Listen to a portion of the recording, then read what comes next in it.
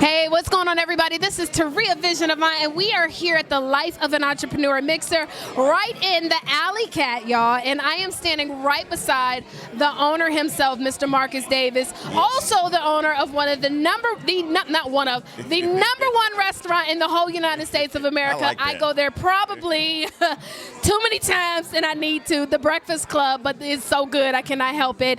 And also, he has an incredible show called Fish, Grits, and Politiks, and a whole lot of stuff. I mean, a whole lot. Marcus, do me a favor. Tell us a little bit. How did you get started with, this empire that you're growing? Oh, wow.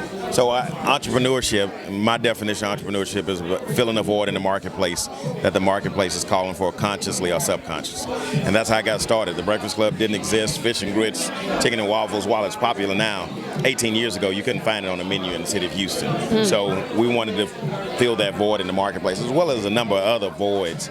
Providing an urban eatery in the city of Houston, something that was synonymous with the city. That wasn't happening 18 years ago. So from there, I just looked for other areas that the marketplace was calling for and tried to fill it.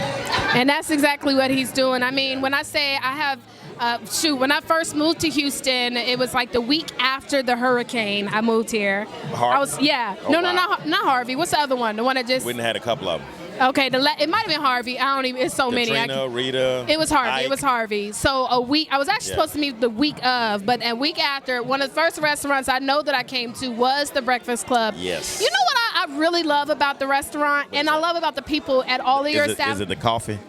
No, it's not the coffee. Definitely not the coffee. Okay, it's probably that catfish and grits. But I love the people. Yeah. And you create such an energy where everybody just seems to love being in that establishment. How did you create that kind of an energy? I think it starts with the leader, and how they approach life, how they approach the business, and the culture that they set, the standard that they set. And finding people that can fit into that and that are willing to adhere to that.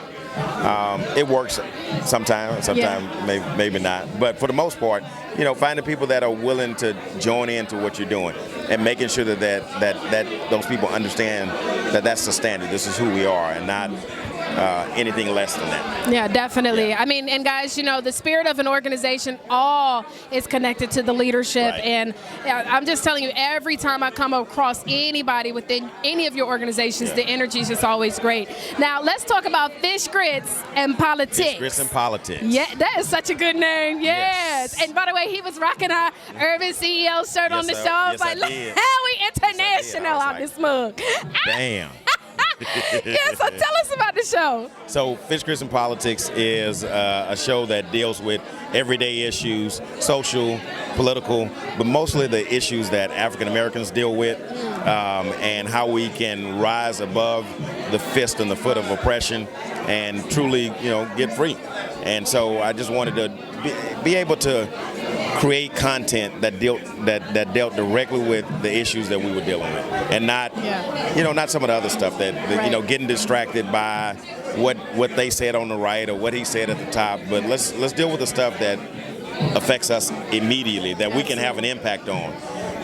I think so much of what the dialogue is today is about what somebody else is doing to us or not doing for us. I wanted to create a space where we have some accountability, of where we have opportunity to rise above by our own measure. And I think that's so important. I do find a lot within our community, though we are always pointing at, who's doing this, who's not. Also, never really taking responsibility. And I think that when a testament to your success is that you stood up and said, if it is to be, it's up to me. I got to take action. And so where did that come from? Yeah. And let me be clear. That's not to deny that there aren't evil things being done deliberately. Right, absolutely. But it's also to say I'm not going to stay shackled. I got to get free. If he's not going to unlock me, I got to break these goddamn chains. Right. No.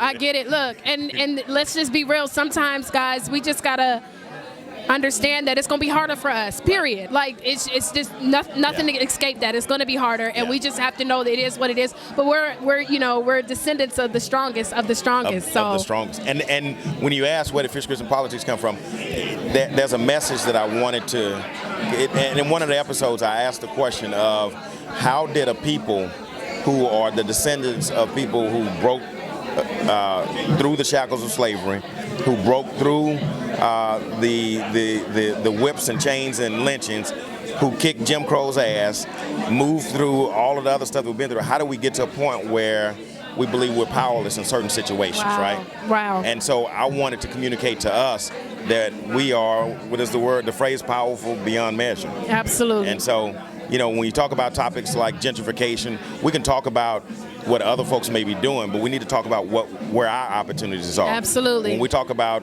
entrepreneurship, the day we realize that we can move the boat, move the button by investing in our businesses, that can change our community. Period. I'm biased because I'm an entrepreneur, but I'm so passionate about entrepreneurship because of two things. One, I believe it is the center of opportunity for African Americans. When we support our business and build our business, we can better our schools, we can better our neighborhoods, we can choose who our elected officials are. There are a number of things that we can do when the resources are available. The other reason I'm so passionate about entrepreneurs is because creating is our greatest opportunity to emulate the creator. And so it's part of our nature. I love it. I never. That was good. Wait a minute. I'm gonna steal that. Okay. Look, I'll give you credit one time, Marcus, and then after that, we got it on tape. Yeah. We got it on tape. Check the tape. I'm stealing that. Okay.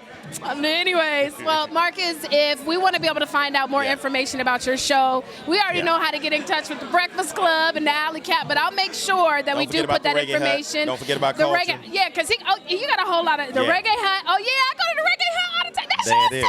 Yeah, that's us. Well, goddamn it. There it is. There it is. There it is. I'm about to drop the mic. We're building Wakanda. I don't want to drop it. I don't want to drop it because I don't want to bring my own mic. But you said you're building Wakanda one. No, I said we're building Wakanda. We are. Yeah. Because, when I go eat there, we're building it. Exactly. But we got other stuff we going to, Marcus is a good dude. And so he really has a heart for a lot of people. And I appreciate you for allowing us to have this event here. But tell us, but you don't have just one central location of how to get one thing. So what would you recommend everybody? Because we'll put all the restaurants and stuff, but how can we get more information about the show? Great. You can go to the website, fishgritsandpolitics.com. Okay. And you can go to YouTube and subscribe to our YouTube channel. Okay. Fish Grits and Politics. So we'll make sure to post that. It's going to be okay. There's a whole entrepreneurial story behind Fish Grits and Politics. It is. Yeah. I'll give you the short version. Please, yes. So Fish Grits and Politics was something that I came up with over 10 years ago.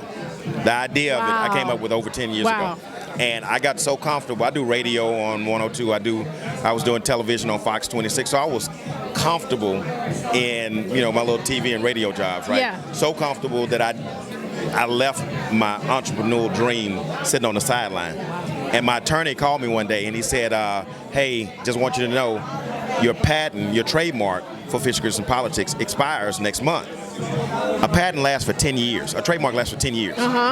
So it dawned on me that I had been sitting on that shit for 10 whole years. Wow. And I was so convicted that there's this practice that I used to call,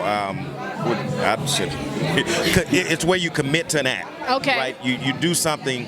We have ideas, we say we want to do something, and then we just kind of leave it to the side. Right. And so I developed the habit of, if I say I want to do it, I need to commit to it. Do something where I can't get out of it. Right. So I called the lady I wanted to produce it, and I wrote her a check. I said, hey, I want to do the show. She said, you told me that 7, 8, 9 years ago. I'm not listening to you no more. I said, no, I really want to do it. Right. And I wrote her a check, and I said, if I don't move on it, then the check is yours. Wow. And so, it was just important to me that I came to the realization that I had really just gotten comfortable with what I was doing and wasn't creating anymore. Right. How many of us do that? Oh man, a lot. Goodness. Confidence. They talk about fear. Fear is a beast. But confidence is a bitch too. It'll kill you. It'll kill you, and that's crazy. But absolutely. Sorry. It's cool. We grown. FishGritsPolitics.com. We're going to make sure that all the links, the restaurants, everything. So when you come into Houston, if you're watching from another state, sorry, mama, you know how to get here. He's so silly. Marcus Davis in the house. Thank you so much again for being here. We appreciate you. Yes. And y'all, we out. Life of an Entrepreneur. She live.